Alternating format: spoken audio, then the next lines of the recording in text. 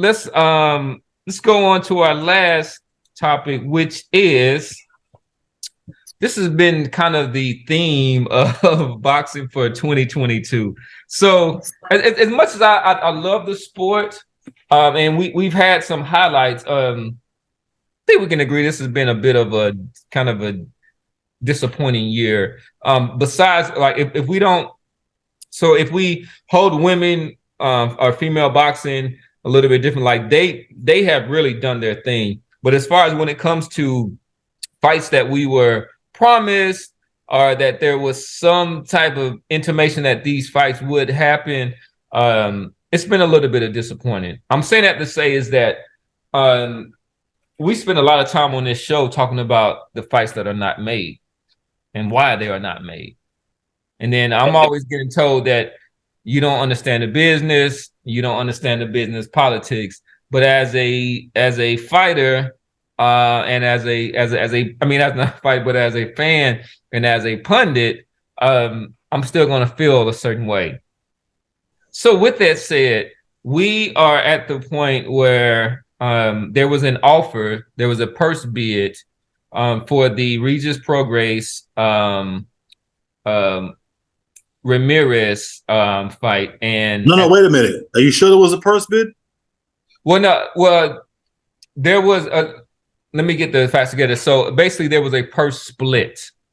That the WBC has, like, this is their standard purse split for the challengers and champions. Yeah. Okay, there was, just to be clear for our listeners, there was no purse bid. It was not a purse bid because that was one of the issues that it was one of the issues that Ramirez has because he wasn't sure of what exactly that percentage would equate to. But essentially, he turned down the opportunity to fight Prograis, who was mandated to fight Jose Ramirez, but it was going to be on a 65-35 split. And not only that, but I'm hearing that Teofimo Lopez, who would be the next person that they would go in the pecking order. So if Jose Ramirez was the mandatory to challenge Prograis, who wanted to fight, who's always wanted to fight. He's wanted this fight for the last 5 years. The next person would be Teofimo Lopez, who also declined to take the fight. So, Boston, we'll stay with you. So, what do you think is going to come from this? Do you think that because it's not? I watched the interview this evening with Ramirez, and he didn't seem against the fight. He's against the fight. Go ahead. He's been ducking. He's been ducking Regis for years. And if I'm Regis Prograis and his team, I say fuck Jose Ramirez, and I try to move on at least in the short term, right? That's all there is to it. When it comes to Jose Ramirez and Regis Prograis, If Jose Ramirez was in a restaurant with his wife and kids and Regis Prograis walked in, he would get up and leave. And he probably wouldn't leave. He probably wouldn't even leave a check or a tip or anything. That's just what it is when it comes to this guy. He just don't want any parts of him. And his managers and whoever this guy, Marisian, they can tweet and twat and instant tweetagram all the fuck they want so their fingers fall off and talk about purse splits and all that shit. They don't want to fight Regis Prograis. That's what it comes down to. Yeah. And we can also talk about dress it up all you want. They don't want to fight the dude. That's all it comes down to. I mean, his career, it's going to be sad because this isn't his fault. But Prograis for the next probably year or two is going to look like Andrade. I mean, look if you got to go down the WBC list, Ramirez, Lopez done. Sando Martin just came off a loss. So you think Gary Russell going to step up for him? Because we all the way down to 6 now. Well, interesting you should say that, Randy, because I frequent a barbershop here in the DC area, and we got a lot of interesting characters that come into that barbershop. And I have been told by sources close to the Russells that Gary Antoine is going to pursue a belt in the WBC. Mm. And he is dead set on that. Now, Dave, I don't want to call you out. I know that you have your ties and your connections with those. Can you confirm or deny that, or no comment on that? Yeah, I don't know, man. And I hadn't talked with those guys in a long time, brother. So I don't know. And if I did, I definitely would give you the skinny on it, man. But yeah, it's been a while since I actually even visited and been up in there. Yeah, but like Randy said, it's unfortunate. There's an article, I believe, out there by Jake Donovan. He breaks it down. Every other guy in the division is tied up, with the exception of Jose Ramirez, who I believe is going to go ahead and fight Richard Comey, apparently. And according to his manager, he's going to make $1.5 million, whatever. Sure, I believe that when I see it. But yeah, Randy's right. I mean, Barboza, I believe, is tied up. Lipinets is tied up. Pedraza is tied up with Barboza, I believe. That's the fight they're going to make, or something like that. Look, maybe Montana Love. Would y'all be there for a Montana Love fight? Montana Love, Regis Prograis on the zone. Yeah. I would check that one out, man. I think I definitely would check that out, bro. That would be good. You know, I think, man. You know, Now, the one thing I will mention for the sake of our listeners is that Regis Prograis is affiliated with Probellum. Probellum was at one point associated with Daniel Kinahan. Bob Arum has said explicitly and on no terms will we do business with a Daniel Kinahan or organizations affiliated with Daniel Kinahan. Probellum has come out and vehemently denied any association with Daniel Kinahan, even going as far as to sue promoters who have claimed that they are affiliated with Daniel Kinahan. And the reason why I bring that up is because that is what killed the negotiations on the table, right? And that was mentioned, I believe, in the Jake Donovan article or one of these boxing scene articles, that there was never any sit down to even negotiate a purse split, right? Because it's easy for one party or the other to back off and say, okay, well, I won't take 35, I'll take 50-50 or 45, whatever. There was never any negotiation because Top Rank will not even talk with Probellum. Well, but isn't that mandated by the sanctioning body? I mean, what is it? I believe that's a starting point, but there's nothing that I don't believe there's anything that says that the fighters can't negotiate that. I believe if we look, we can find examples where a percentage of the purse. But I heard that one of the issues is that the promotional company I heard Progress was, I guess he's not a free agent, but his promotional company does not have a television deal. So what Ramirez was suggesting that they work with ESPN and to kind of work out some type of a pay-per-view split or something of that nature, something that would make it more to his liking to actually take this fight. Right. Remember, Ramirez is managed by Top Rank. Top Rank has the deal with ESPN, right? And if Top Rank won't talk with Probellum, nobody's negotiating anything. Yeah, but I mean, is that true? I don't know if that is what true. Is that they're not willing to talk with Prograis promotional company. Yes, I at least that's what was reported. That's been out since last year that they won't mess with each other, and then that's why Von Brerum threw Bud under the bus. You remember when he was leaving, he was like he started getting managed by the Canahans or blah blah blah. Yeah. Well, I mean, and remember that's not just Bob Arum's preference. That's the State Department. United States Treasury has said that United States businesses are forbidden from doing business with Kinahan affiliated organizations. So this isn't just Bob Arum being a cranky old man or an obstructionist. This is him, but again, Probellum has stated that they are not affiliated with Kinahan. So make of that what you will, listeners. Go out and do your own research. We don't want to go and litigate this shit too much, but, but it's a big fucking mess. And it makes everything a kind of a moot point, right? So why is he protecting us? So why are we even talking about them negotiating the purse split if they're not even willing to negotiate anything? Because social media people came out and they slammed Jose Ramirez. So Jose Ramirez and his team felt compelled to come out and tweet and Instagram post and give all these 99 reasons why the fight wasn't happening. Yeah, he gave interviews. Yeah. A bunch of them. So that's how all this came out and got litigated on social media.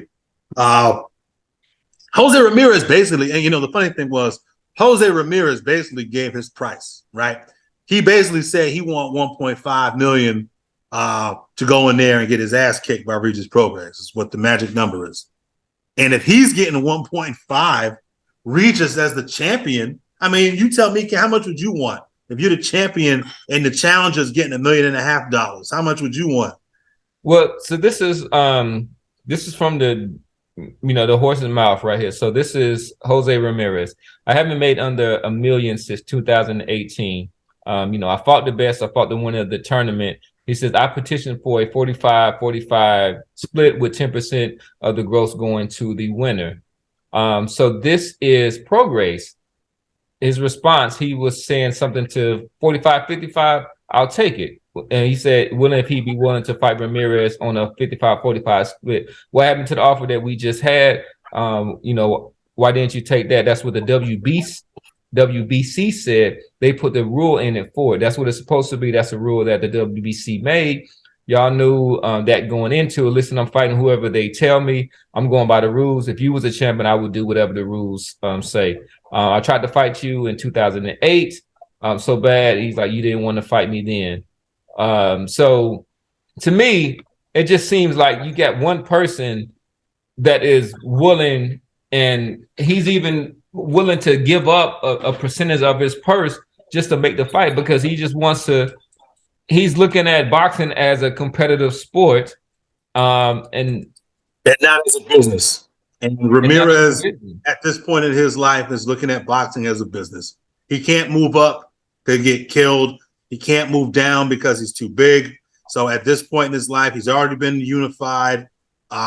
He's trying to, what does he got? 30 fights or something like that? Yeah, he only has one loss. What is he in his 30s? Yeah, let me go. I was just on his box rig. Yeah, I believe that this is cash in. This is cash in time.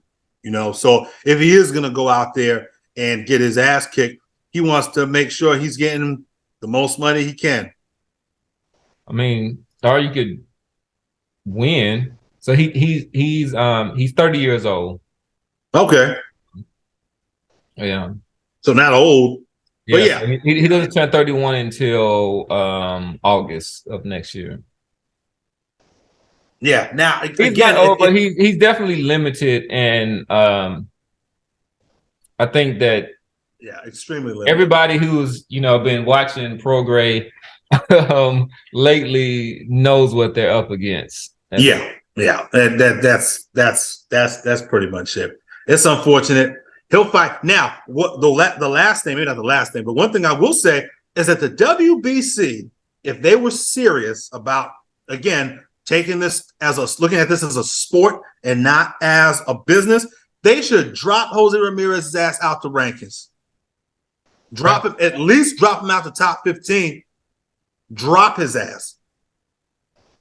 That's what these sanctioning bodies need to do. When your Isak Cruzes and your Jose Ramirez and all these guys get mandated to fight by these organizations, these sanctioning bodies, and they refuse, they should be dropped out the motherfucking rankings.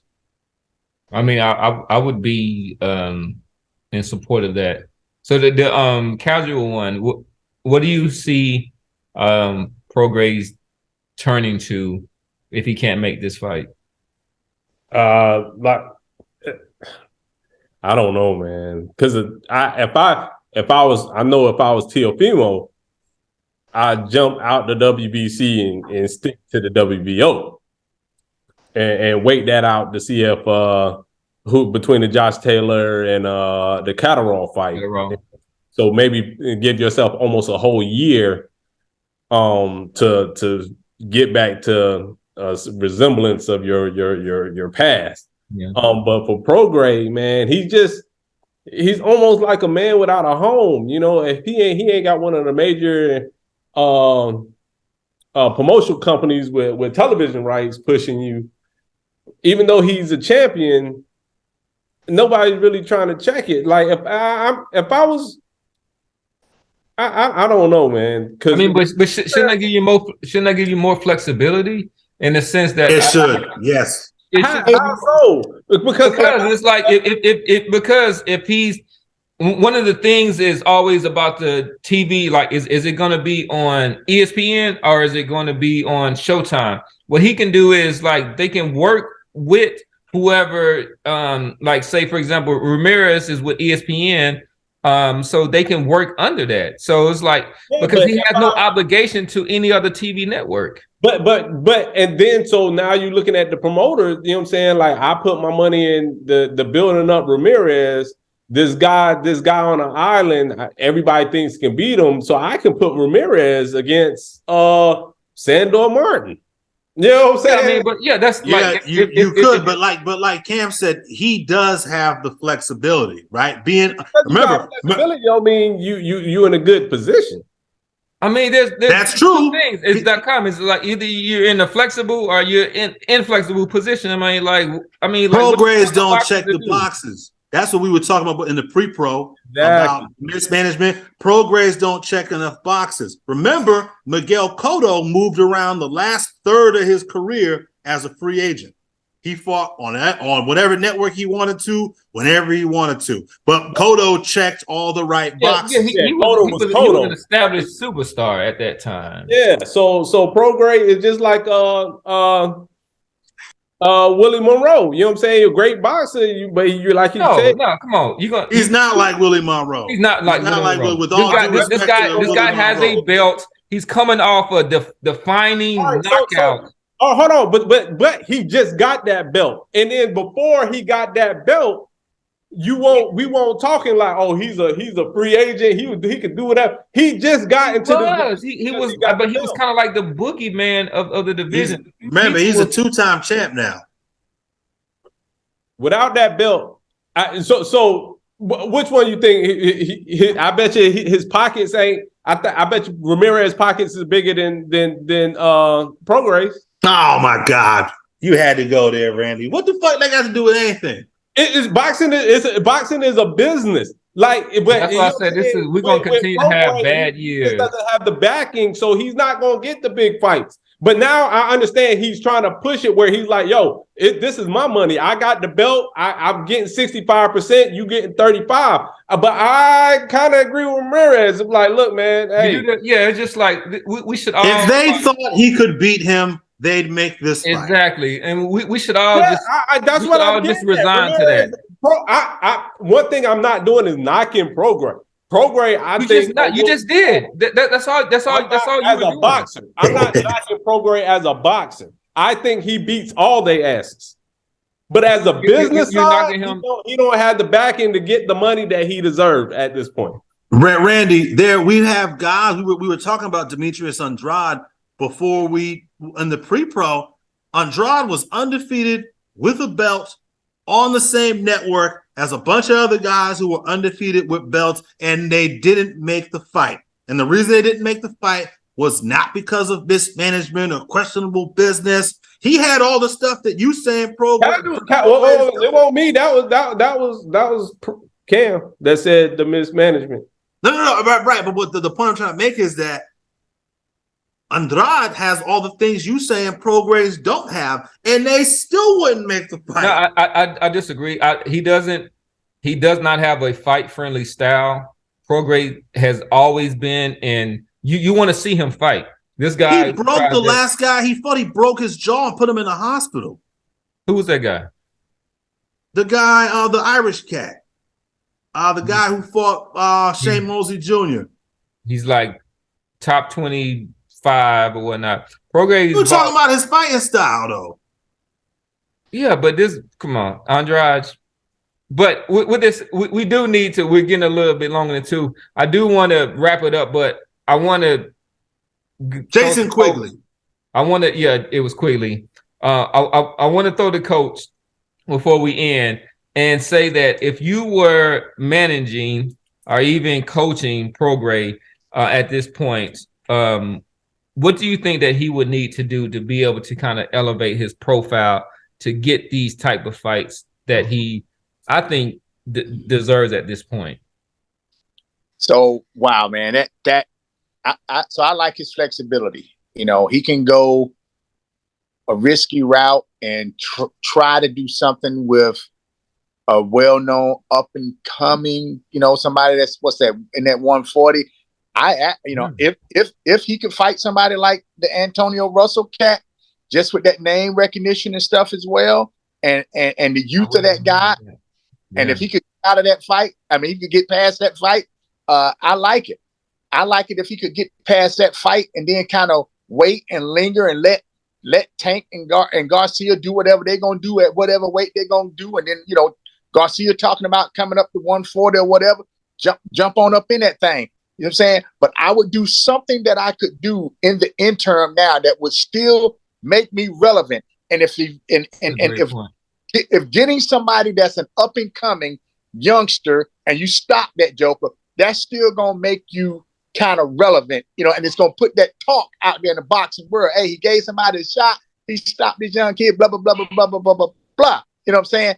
And then I would still be trying to do whatever it is that I need to do to sweeten that split a little bit, maybe to pull in, Teofimo or just try to see my biggest thing is waiting to see what's gonna happen with Garcia and Tank. And if Garcia move up, jump up on that thing and then try to blaze that little chunk, So that would be my kind of approach to it. But you got to do something now that will help keep your relevance. So you either gonna get a top name or you gonna get an up and coming where somebody might be like, "Woo, this youngster might get him," or this might be, So that would be the step that I would take. I think that's a good point. What about the opposite, Dave? What about established name? What about Adrian motherfucking Broner? Okay. The only reason why I would say no to Broner is now you know what? Yeah, because the antics of it would still, I can see. He would smash Broner. Yeah. If I was BLK Prime, I'm like, Broner, go get my money.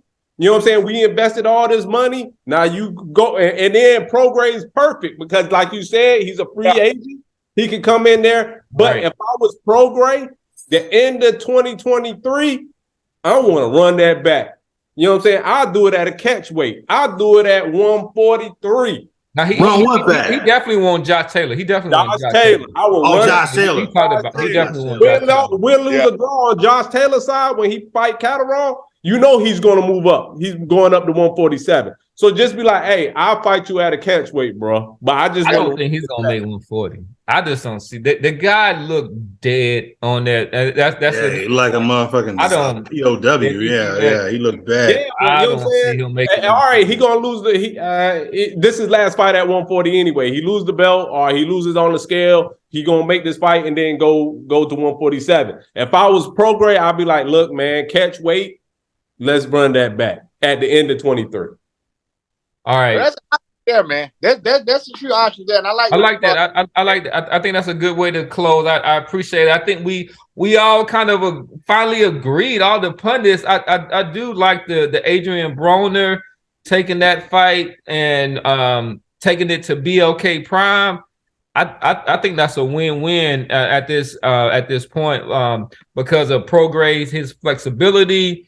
And then even with the kind of heightened profile that you get with fighting a Broner, I think he's going to smash him and just kind of really just overwhelm him with his physicality and activity. But I like that. I think we should push for that. The pundits of pugilism, we are pushing for that 2023 Prograis versus Broner. All right, but we need to go ahead and wrap up the show. This has been a lively show. We finally had all the pundits Glad to be back together or whatnot. So this is Professor Nails. I'm signing off for Boston Jared. Peace. Coach Dave. And the Casual Rand. Keep it popping, folks. Make sure that you like and subscribe. And we's out.